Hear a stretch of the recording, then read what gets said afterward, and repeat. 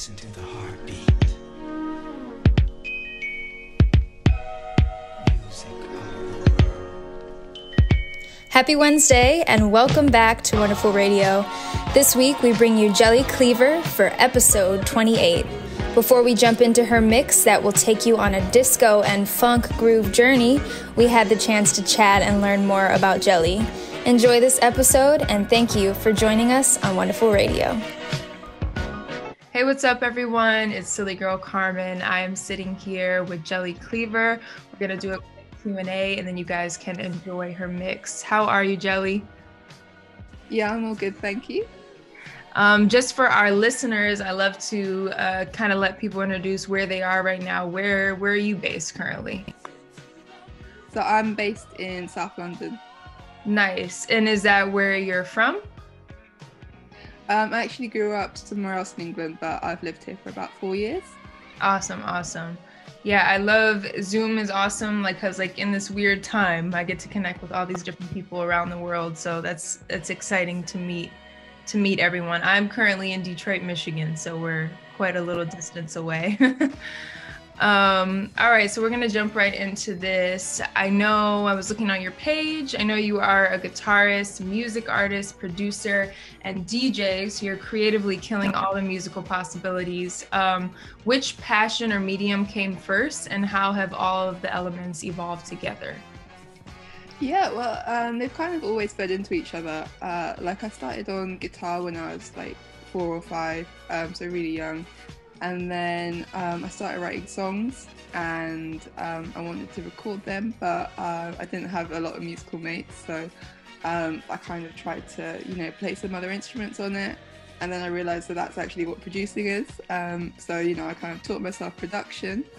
And then, when I was a bit older, I wanted to get into DJing, and I learned with this really awesome female collective called Sisu. They kind of showed me the ropes, and then I started doing DJ gigs about London, mostly playing kind of old school soul, funk, rare groove, jazz kind of records. And then,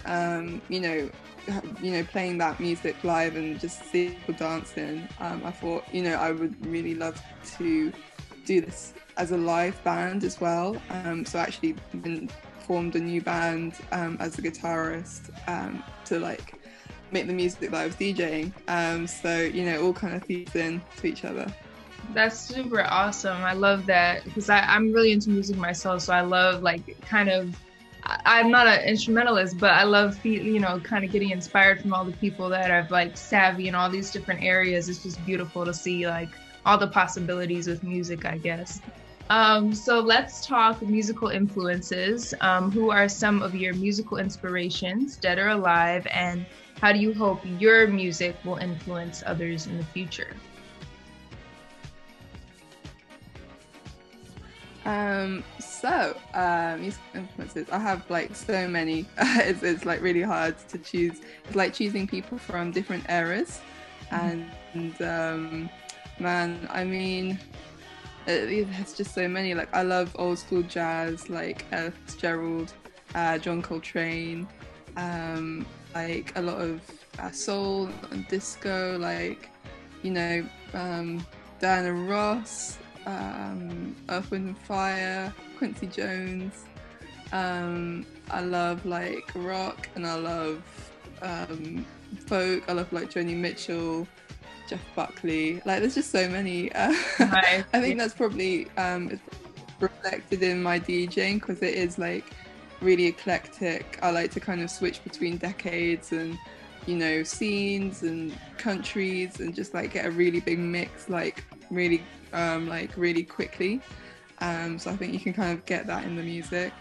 But yeah, in terms of influencing people, I love really raw, emotional, from the heart music. I also just love stuff which is ridiculously funky and just makes you need to dance. It's just so good. So I'd like to, as an artist and DJ, I'd like to create that emotional, intimate stuff, but also that just funky, fun, have a good time music. Yeah. Exactly. Awesome. I love that. And I know you've released some music of your own. You have records out right now, right? Yeah. Nice. Yeah, I saw some stuff on your Instagram. What is the latest one that you've released? What is it called? So the latest one was a track called Feeling Fine, which was with like an amazing rapper and sax player as well. But yeah, I'm working on some new stuff, so I'm hoping to release it soon. Yeah. Nice. Yeah. So we'll definitely have to have people go check that out. So I know you are also an activist, which leads me to wonder, what are you hopeful for in 2021? Maybe a perspective of something changing on a personal and a worldly level. Mm. Yeah, well, it's been a really difficult time during the pandemic, obviously. Yeah. But I feel like I hope that you know, because people are at home, maybe they're a bit more tuned into other communities, you know, online communities maybe, and maybe they're getting slightly different news. I hope that like conversations, especially around Black Lives Matter, and you know, the climate crisis are being had more. I feel like they might be, or maybe people just have more time to listen. But I feel like that was a really positive thing, you know, that we could take from last year. And you know, in the UK at the moment, there's a lot of conversations around sexual violence against women, and men need to step up and have those conversations amongst themselves.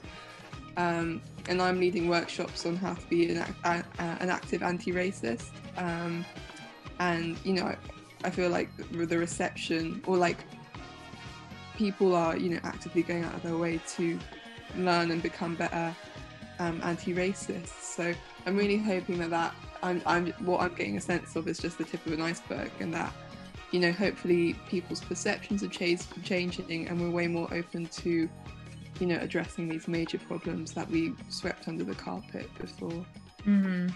Yeah, I could definitely, I like that point you made about, well, maybe this is just a time because of everybody's predicament where they're just more available to listen, which is, I guess, the perfect start, because a lot of times people were not even tuned in or even had the time to sit down and look into stuff more or hear different stories. So that's a good start at least. And I would say, also agree, yeah, this past year has been just a time of like a lot of shifting perspectives and stuff coming out, and so hopefully it's a growing evolution, like you said, of more to come for change in all these different areas.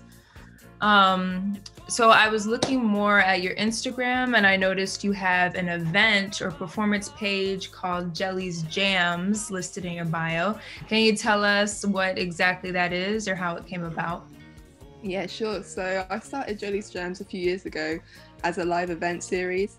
So, you know, I have a lot of mates who are in bands who are just starting out, but who I think are doing incredible, really cool music.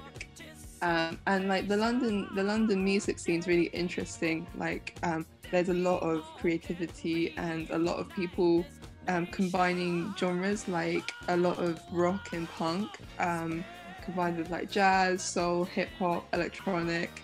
Like there's just a lot of people doing different things and like incorporating dance and spoken word and, you know, just being really creative. So I wanted to just put on nights which maybe had like, you know, a punk band, then a jazz band, then a spoken word artist, and then we'd all get together and we jam and we get this energy, you know, really free and also really gender balanced, because, you know, I want to promote my women in music and, you know, get our representation up. So yeah, I put on these nights kind of like monthly at this really amazing kind of venue, which is really small, but like so many huge bands which are now like touring the world started there and just gigged there over and over again, and then got their fan base, got signed. So it's like a really great little spot called Windmill Brixton. So I started doing jams and gigs there. Then obviously the pandemic happened and, you know, no more live music.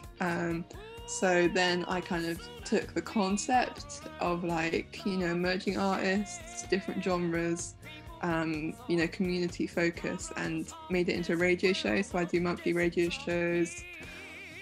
Started off on Bellamy, which is a South London radio station, and then I've recently started doing them on a new station called Why Now. And yeah, it's been really great. Got to you know, interview some cool people, you know, play lots of music I love. So it's been you know, interesting, and I'm hoping to take it back to being a live thing at some point soon. Yeah, definitely. I love that. Well, hopefully, yeah, hopefully when the world is back open and free, I'll be in London one day and come see the whole jam session. That would be fun. It sounds exciting, a melting pot of a lot of creativity. So outside of the many things we're doing as a musician, DJ, and activist, what does Jelly enjoy most when it comes to downtime? Any hobbies or guilty pleasures? If there even is time. I know most people are like, there's not really time for those things, but you know, there's always those little things in there where like, I love doing this, I need a moment, you know? Yeah, definitely. I mean, one guilty pleasure that I've had recently a lot is watching animal videos on YouTube. My favorite are the doggy rescue ones, where they find like a poor little pit bull which is like tied up and stuff, and then, you know, they train it up and give it lots of food, and then they find a forever home. It's just, I watched so many of those recently, and I love them so much. Nice. That's definitely relatable. Yeah, I've definitely had some days where I'm like, I just need something to like take my mind elsewhere. I like watching like baby panda videos, like the animal videos will definitely do it. That's very awesome. Definitely. Well, thank you so much, Jelly, for coming on here. I'm excited to share your mix with Wonderful Radio, and look forward to connecting more with you in the future and hearing more of your music as well. Thank you. Thanks for interviewing me. Yes, have a good one. Thanks.